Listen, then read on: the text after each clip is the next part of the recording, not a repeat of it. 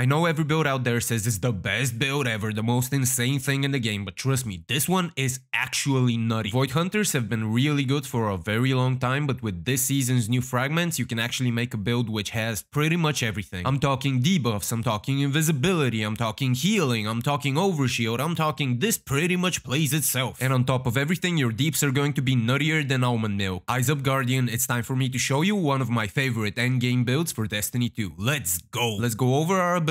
First, for the super, we're going to use Mobius Quiver because that gives us the most DPS. For the dodge, we're going to use Marksman's Dodge because it has the lowest cooldown. For the grenade, we're going to use Vortex Grenade because it lingers and it has AoE. For the aspects, we have Vanishing Step. After you dodge, you'll become invisible. Then we're going to use Stylish Executioner. Defeating a weakened, suppressed, or volatile target will grant us invisibility and true sight. After performing Stylish Execution, your next melee attack, while invisible, will weaken targets. This is the aspect which will allow us to psycho our invisibility. For Fragments, we have Echo of Secession. Finish your final blows, create a burst of void damage that causes nearby combatants to become volatile. Defeating volatile targets will create a Void Breach. Void Breaches are these little tears in reality which will restore some of our dodge energy on pickup. Then we have Echo of Persistence, which will increase the duration of void buffs applied to us, which will include invisibility, overshield, and Devourer. Then we have Echo of Starvation. Picking up a Void Breach or Orb of Power will grant us Devourer. Devourer is a buff which will heal us on kill. Lastly, we have Echo of Undermining. Our Void Grenades will weaken targets. Let's move on to our exotic of choice. As you may know, I'm trying to make build videos which are evergreen and are not just for the current season. That's why this one is kind of an elephant in the room, because we do have Volatile Flow in the artifact. Despite that, our exotic of choice is the Gear Falcon's Hauberk. Your void weapons will gain volatile rounds after you emerge from being invisible. When you are invisible and you defeat the combatant while using a finisher, all of your weapons will gain bonus damage. You and your nearby allies will gain a reserve overshield and improved class ability regeneration. These reserved overshields can be deployed by using your class ability. What this means for us is that you can dodge, which will grant you invisibility, then you can shoot at something and your void weapons will have volatile rounds. Any enemy killed by the volatile effect will grant us invisibility because of Stylish Executioner. This way we can continuously cycle between invisibility and volatile rounds. On top of that, we do get the damage buff from finishers while being invisible, and we also grant overshields to our allies, which is pretty nice. During Season 20, you don't really need this exotic because of the Volatile Flow perk in the artifact, but after Season 20, well, this is the cornerstone of our build. And before we move on to the mod section, let's cover the weapons that we're gonna use. The kinetic doesn't really matter, but in your energy slot, you do need a void weapon. In order to improve this build significantly, that void weapon should have Repulsor Brace. With Repulsor Brace, on a weapon kill against an enemy affected by a void debuff, which does include volatile, you'll get a 45 health void overshield for 8 seconds. This will pretty much give us a constant void overshield, and if your health ever does get low, you do have Devourer because of your fragments. Lastly, in the heavy slot, we're going to use Leviathan's Breath. It comes with the perk Big Game Hunter, which fires a massive heavy bolt which stuns unstoppable champions. It also comes with the trait Leviathan Sigh. When fully drawn, the bolt creates a large concussive blast that knocks combatants back. If you have the catalyst unlocked, you also get more bolts in your reserve and the perk Archer's Tempo, which will decrease your draw time after every precision hit. The DPS which comes out of this heavy is simply spectacular and is definitely a boss killer at the moment. Let's move on to the armor mods. The cool thing about this build is that the armor mods actually don't matter that much because the build works pretty well without them, but we're going to try to enhance it as much as we can. On the helmet, we'll use Harmonic Siphon twice, which will periodically spawn orbs of power for us on void weapon kills. Then we'll use Heavy Ammo Finder for our Levy Breath. On the arms, you probably already guessed if you've seen my other builds, but we'll use Grenade Kickstart. This will give us a portion of our grenade energy back every time we use a grenade, and if we do have armor charges, this portion will be increased. On top of that, we'll use Firepower, which will generate us an orb of power every time we get a kill with our grenade. Rounding off the arms is Momentum Transfer. Causing damage with our grenade will reduce our melee cooldown. Our melee does weaken enemies, so that's a pretty nice bonus. On the chest, we have Harmonic Reserve, which will increase the reserves of our void weapons. Then we have Charged Up, which will increase the maximum number of stacks of armor charge we can carry by 1. And you can round this off with a resistance mod like Harmonic Resistance, for example. On the legs, it's a setup familiar to my subscribers. We're using Innovation twice. This will reduce our grenade cooldown every time we pick up an orb of power. Then we're going to use stacks on stacks. Picking up an orb of power will grant us 1 additional armor charge. Lastly, on our class item, we're going to use Bomber twice, which reduces our grenade cooldown when using our class ability. To complete our build, we're going to use Reaper. After using our class ability, our next weapon final blow will spawn an orb of power. And now, let's move on to the gameplay loop. The way you play this build is really simple but incredibly effective. You start off by dodging, which will give you invisibility, and after that you can start killing everything with your void weapon. Because of Gear Falcons, your Void weapon will have volatile rounds, which will increase your damage, and after killing an enemy with the volatile rounds effect, you'll actually get your invisibility back. On top of that, because of Reaper, you'll actually generate an Orb of Power. Repulsor Brace from your Void weapon will grant you an Overshield, and Echo of Secession will generate a Void Breach for you. Since you'll be invisible, you can go and pick up the Void Breach, which will grant you some class ability energy back, and it will grant you Devourer. This will come in handy if you ever take some concussive damage from AoE attacks around you, because you can just heal up by killing anything else. And you can just start rinsing and repeating. If you see any major or any group of enemies that are bunched up, you can just throw your grenade for the AoE effect and for the weaken debuff. You'll be generating a lot of Orbs of Power, so your super will come up very quickly. So I would say just spam your super whenever it comes up. A couple of shots of your Leviathan's Breath would take care of any champions that face you or any majors. When you finally come across a boss, just make sure you hit their head, because that will grant you Archer's Tempo on the Levy Breath, and you can just spam them with your shots. You easily go over 1.5 mil damage on any boss, which is very helpful for any damage phase. And of course, using your super on a boss will put out a lot of damage and will also grant a debuff to you and all of your teammates. If you're more of a solo player, trust me, you can take this build into a dungeon and just solo it easily. Because of the Devourer, the Overshields, and the invisibility, it's a higher likelihood that you will die from Destiny's platforming than from any enemy actually killing you. Just stay on your toes, keep moving, and you'll become the stealth assassin you've always dreamt to be. And that's about it for the build, guys. I really do hope you enjoyed it. If you did, make sure you hit the like. And if you like my content overall, make sure you subscribe to my channel. I try to upload at least once a week. This past week I did take a deserved break, but now I'm back and I'm firing on all cylinders. Thank you very much for your viewership, and I'll see you in the next one.